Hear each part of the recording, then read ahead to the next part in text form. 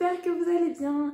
Je reviens pour vous parler des sorties littéraires du mois de janvier 2022. Mine de rien, 2022 est plutôt proche de nous et ça se rapproche très vite. J'espère que vous passez et que vous avez passé des belles fêtes de fin d'année 2021 et que vous avez été assez entourés. Et bien si c'est pas le cas, je vous donne plein d'amour et plein de cœur sur vous. Je vais vous parler rapidement des sorties littéraires du mois de janvier. Au mois de décembre, il n'y avait pas grand chose, mais cette fois-ci, au mois de janvier, toutes les maisons d'édition se sont mis d'accord pour sortir plein de choses. Donc on a plein de nouvelles choses à découvrir. Et ben, ma wishlist se remplit grandement. Le 3 janvier sort Hollow Folk, la cible du tueur de Gregory H. Dans cette histoire, nous allons suivre Vi qui va aller dans une autre ville et va essayer de passer à autre chose et de tourner la page de sa mère qui était une mère abusive et de diverses choses qui se sont passées. Il espère recommencer une nouvelle vie et aussi voir qu'on l'oublie et oublier que ces dons de médium existent. Donc il mène sa vie tranquille avec son père, sauf que une jeune fille va disparaître et grâce à ces dons, il pourrait peut-être être le seul à la retrouver et le seul capable de la retrouver. Ça m'avait l'air super intéressant comme résumé, j'aime beaucoup les enquêtes où il y a à la fois de l'enquête et à la fois des dons de médias un peu paranormal, vous voyez ce que je veux dire. Je sais pas, je trouve ça assez intriguant et bah, j'ai bien envie de savoir qu'est-ce qui va se passer et s'il va réussir à retrouver cette personne ou si elle sera déjà morte. Voilà. Les avis sur ce livre sont plutôt sympas et donc je me suis dit que ce serait moi aussi l'occasion de me lancer dans cette série parce qu'il a l'air vraiment très sympathique. Ensuite, le 5 janvier sort Le sang coule dans tes veines de Rachel Burge aux éditions Casterman. On suit l'histoire de Martha, qui est une jeune femme qui est tombée de l'arbre dans son jardin. Depuis qu'elle est tombée, elle peut lire les émotions ainsi que les souvenirs des gens grâce à leurs vêtements. Elle va donc essayer d'interroger sa grand-mère qui habite en Norvège pour en savoir plus sur son passé et comment ça se fait que tout ça est possible maintenant, qu'est-ce qui se passe. Sauf qu'elle va arriver en Norvège et malheureusement sa grand-mère est décédée entre-temps. À la place, il y a un jeune homme qui occupe la maison et il y a divers phénomènes étranges qui sont présents. Par exemple, il y a des créatures qui rôdent autour de la maison la nuit, il y a des choses étranges autour des racines, des sortes d'ombres, bref, ça m'a l'air d'être super intéressant. C'est un peu à cause de la couverture du livre que je me suis dit, ce livre a l'air d'être chouette, j'ai envie de le lire. Et puis, je sais pas, il m'a l'air d'avoir tout un mystère et je trouve que son don est assez intriguant en fait, de pouvoir lire les émotions mais aussi les souvenirs des gens par rapport à leurs vêtements. Je me dis... Ben, c'est pas souvent qu'on voit ce genre de pouvoir comme ça, donc je me suis dit que ça avait l'air vraiment très intriguant et je pense que je l'achèterai rapidement parce qu'il m'a l'air d'être vraiment très sympa. Le 6 janvier sort le tant attendu L'or Olympus de Rachel Smith. J'ai trop hâte de pouvoir l'avoir entre mes mains. Je sais pas si vous connaissez ce webtoon, mais c'est génial. J'avais commencé la série mais je l'ai arrêté en fait parce que c'est un moment où mon téléphone était complètement cassé et que je pouvais même plus ni écrire des messages. La moitié de mon écran était complètement mort. Et donc après quand je vais racheter un nouveau téléphone, et ben en fait tout ne s'est pas réinstallé, tout ça, je l'ai perdu partout où j'étais. Donc j'ai pas forcément continué la suite de cette histoire. Il n'empêche que j'ai hâte de pouvoir l'avoir en papier. Parce que ben, je trouve que c'est trop bien d'avoir des webtoons qui se développent enfin en papier et de pouvoir se dire chouette, je sais pas que immatériel, je pourrais enfin l'avoir entre mes mains. En gros, c'est une réécriture de la mythologie grecque et on s'intéresse ici à une histoire d'amour entre Perséphone et Hadès. Perséphone a été élevée dans le monde des mortels parce que sa mère voulait la préserver de tout ce qui pouvait l'atteindre. Et en fait, elle est complètement nouvelle au Mont Olympe et elle va découvrir la vie là-bas. Et puis enfin, lorsqu'elle est autorisée à aller à l'université et à comprendre la vie des dieux, tout ça, et ben elle va aller rencontrer Hadès dans une fiesta et l'histoire va commencer. Donc voilà, j'ai hâte de pouvoir reprendre cette histoire. Et puis j'ai vu qu'il y avait un chapitre bonus si je ne me trompe pas dans cette histoire et donc j'ai vraiment hâte de pouvoir savoir la suite de l'histoire et de reprendre là où j'en étais, puisque depuis le temps, j'avoue que j'ai pas mal oublié de trucs, puisque mon téléphone s'est cassé au début de l'année, quoi, il était complètement fissuré, donc depuis ce temps j'ai arrêté et donc j'ai oublié tout ce qui s'était presque passé dans cette histoire. Je suis trop contente que ce soit enfin en papier, et puis la couverture est sublime, vraiment j'ai hâte de pouvoir voir tous les détails en vrai sur du papier, parce que sur téléphone c'est bien mais mon écran il est tout petit, on voit moins tous les détails et tout. Maintenant que j'ai une tablette c'est plus facile de voir beaucoup plus les détails, mais j'ai hâte de l'avoir sur papier parce que ça va rendre trop bien. Le 6 janvier sort Comme un oiseau dans les nuages de Sandrine Kao aux éditions Syros. Dans cette histoire, nous allons nous intéresser aux ancêtres et à qu'est-ce qui nous relie à nos ancêtres. Dans cette histoire, nous allons suivre An Mei qui a des origines chinoises taïwanaises de par sa mère.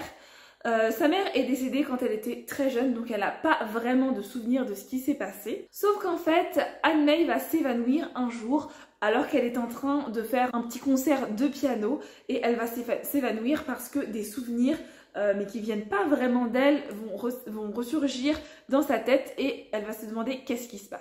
C'est alors que sa grand-mère va lui raconter l'histoire des femmes de sa famille, et elle va du coup mieux comprendre tout ce qui s'est passé et tout ce qui s'est joué ce jour-là.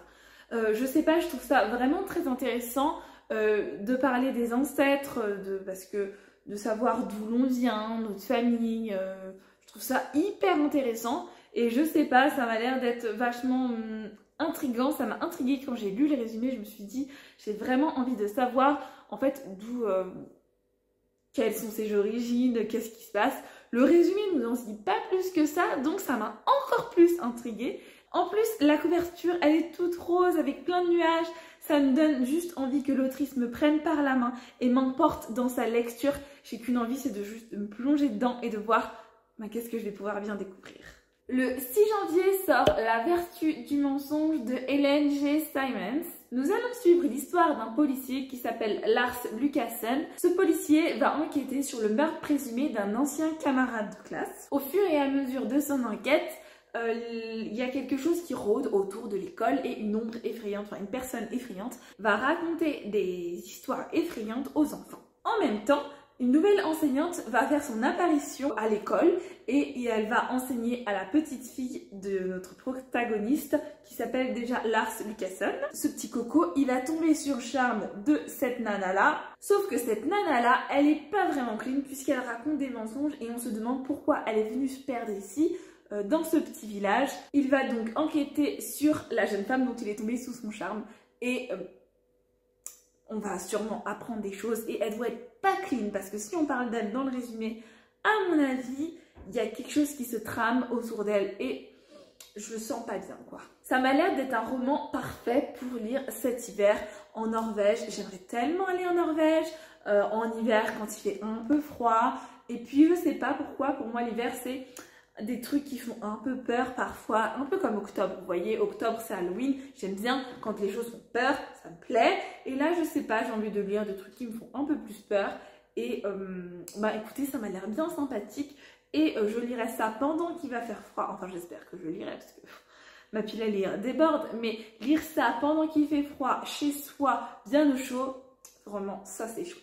Le 10 janvier sort un nouveau tome des Contes Interdits, écrit cette fois-ci par David Bédard. J'aime beaucoup les contes interdits, même si c'est assez dégueulasse parfois, il faut dire la vérité. Ça fait peur, c'est dégueulasse, mais en même temps, t'as envie de savoir l'histoire. Bref, je sais pas si vous connaissez le principe de ces contes, mais en gros, ce sont des contes normaux. Par exemple, j'ai déjà lu Réponse. Il y en a plein d'autres, divers et variés, sur les contes Blanche-Neige, Peter Pan, bref, il y en a pas mal, qui reprennent l'histoire des contes, mais qui le font en mode horreur. J'étais plutôt contente de ce principe-là, parce que souvent, on voit, ça revisite les contes, mais ça fait... il y a un élément qui change, les méchants deviennent des gentils, ou si c'était pas passé ça, oui. Mais là, c'est complètement revisité, et je sais pas, je trouve que c'est sympa, et ça rajoute un truc, l'horreur, voilà. Même si parfois j'ai un peu peur, et qu'après j'ai du mal à dormir, c'est pas grave, Aladdin m'a l'air vraiment super intéressant. Il y en a un autre qui sort aussi, mais j'ai oublié le titre. Mais en tout cas, Aladdin m'a l'air vraiment très sympa. Ici, je pense que nous allons suivre plusieurs points de vue, puisque nous allons nous intéresser à un homme qui est atteint d'une maladie incurable et qui a 3 derniers vœux. Nous allons également suivre une impératrice à la tête d'un trafic humain. Et nous allons suivre aussi en même temps une organisation criminelle qui règne en maître dans un quartier malfamé. Franchement, quand on dit ça, ça vous donne pas envie de lire? Non, peut-être que vous aimez pas l'horreur en fait. Mais moi, ça me donne trop envie d'en savoir plus. Je me demande vraiment à quels personnages seront liés tout ça, qu'est-ce qu'il va y avoir comme ressemblance avec le conte d'Aladin, tout ça. Franchement, j'ai hâte de pouvoir en savoir plus et ça m'intéresse trop. Le 12 janvier sort aussi une sortie qui, je crois, est assez attendue. C'est Vous êtes sur le portable de Sam de Destin Tao. Nous allons suivre l'histoire d'un couple, Julie et Sam. Ce sont 2 adolescents qui vivent leurs petites histoires d'amour tranquilles. Et puis un jour, ils vont se disputer au téléphone, sauf que en fait, Sam va mourir d'un accident de voiture. Sauf qu'en fait, Julie est tellement désespérée. Elle voudrait juste entendre une dernière fois la voix de Sam. Elle se dit qu'avec ça, elle ira mieux. Elle décide donc d'appeler le téléphone, juste histoire d'entendre la voix sur son répondeur. Sauf qu'en fait, c'est Sam qui décroche. Ça vous donne pas envie, ça? Moi, ça me donnait trop envie. J'en ai beaucoup entendu parler sur Twitter. Je sais pas, ça m'a l'air archi bien. L'histoire m'a l'air d'être à la fois touchante mais aussi triste. Et donc j'ai vraiment hâte de savoir ce qui va se passer. En fait, qu'est-ce qui va se passer par la suite? Est-ce qu'ils vont pouvoir se revoir? Est-ce qu'en fait il est mort? Est-ce qu'il est pas mort? Bref, qu'est-ce qui se passe? J'ai besoin de réponses, merci de m'en donner. J'ai hâte d'être au 12 janvier parce que ce résumé m'a tellement donné envie de le lire. Vraiment, je me pose tellement de questions et j'ai trop hâte de pouvoir en savoir plus. Le 13 janvier sort Là où les esprits ne dorment jamais de Jonathan Werber. Nous suivons l'histoire de Jenny qui vit sa petite vie tranquille et puis elle va être engagée dans une célèbre agence de détectives. Cette agence enquête sur les sœurs Fox. Elle va donc enquêter sur les sœurs Fox qui sont 3 femmes qui ont un peu bouleversé le spiritisme et la communication avec les défunts. Jenny va alors enquêter et va devoir essayer de savoir si ses sœurs ont un véritable don ou c'est complètement de l'arnaque et que c'est des arnaqueuses de première classe. Voilà, tout simplement. Ce qui m'a le plus intriguée dans ce résumé, c'est qu'on mêle enquête et spiritisme. J'avoue que je me demande vraiment si les sœurs Fox, ce sont des arnaqueuses ou si elles ont peut-être un vrai don et que Jenny, elle s'est trompée et tout simplement, elles ont un vrai don. Donc j'avoue que je me pose beaucoup de questions. Je me demande donc qu'est-ce qui va bien pouvoir se passer et puis, il faut l'avouer, la couverture est vraiment trop belle. Et bon, vous savez, vous commencez à me connaître, je suis faible face à une belle couverture. Mon argent part. Voilà, j'aime les belles couvertures tout simplement. Et enfin, la dernière sortie qui m'intéresse de ce mois-ci, c'est La monstrueuse invasion de Crater Lake, écrit par Jennifer Killick. C'est un petit roman jeunesse tout sympathique, enfin tout sympathique, ça dépend comment on voit la chose, mais tout sympathique avec des zombies. On suit l'histoire de Lance et ses camarades de classe qui vont faire une sortie scolaire dans un petit lac, enfin autour d'un petit lac quoi. Sauf que devant leur bus, un petit homme tout ensanglanté arrive devant eux et quand on voit ça, on a envie juste de faire demi-tour et de se casser et de rentrer chez toi. Sauf que pour eux, apparemment, c'est pas très grave. Le monsieur tient des propos un peu incohérents et en fait, il les invite à partir. Mais c'est pas grave, ils pensent qu'ils sont assez courageux et ils vont quand même camper autour du lac. Sauf que tous ceux qui se sont endormis la nuit se réveillent en zombies et ils sont tous zombifiés, tout le monde est zombifié. Ça m'a l'air d'être super intéressant puisque dans la logique, il faut pas dormir pour ne pas devenir un zombie. Si tu t'endors, tu deviens un zombie, donc c'est pas cool. Je trouve ça assez marrant comme intrigue pour devenir zombie parce que d'habitude les zombies ils se mordent ou ils griffent ou tout un tas de choses. Mais là, il suffit juste de s'endormir et tu deviens zombie et zombifié. Donc j'ai trouvé ça assez intriguant. J'ai bien envie du coup de découvrir cette histoire et tout ce qui en découle parce que ça m'a l'air d'être assez sympa. Et j'avoue que je suis plutôt intriguée par tout ce qui va se passer. C'est un petit roman jeunesse, mais moi j'aime bien les romans jeunesse. Je pense que vous devez commencer à le savoir que j'aime bien ça, parce que je trouve que c'est assez imaginatif. Il y a plein de trucs, c'est assez varié maintenant. Il y a vraiment beaucoup de choses et donc j'ai vraiment très hâte de pouvoir le découvrir parce qu'il m'a l'air vraiment super sympa. Donc voilà, ce sont toutes les petites sorties du mois de janvier qui m'intéressent. Il y en avait quand même pas mal, je suis assez contente. Bien sûr, évidemment, vous retrouverez tous les liens en barre de description qui vous emmènent vers les liens d'achat si vous le souhaitez et aussi vers un descriptif beaucoup plus détaillé que moi qui détaille les petits résumés. Évidemment, les sorties de janvier, j'ai cité uniquement celles qui m'intéressent parce qu'il y en avait au moins 500 et je n'allais pas faire 500 sorties, hein, faut pas exagérer. J'espère que cette vidéo vous a plu. N'hésitez pas à vous abonner, à laisser un petit commentaire et à partager cette vidéo. Merci beaucoup d'avoir regardé jusqu'au bout et je vous fais des bisous!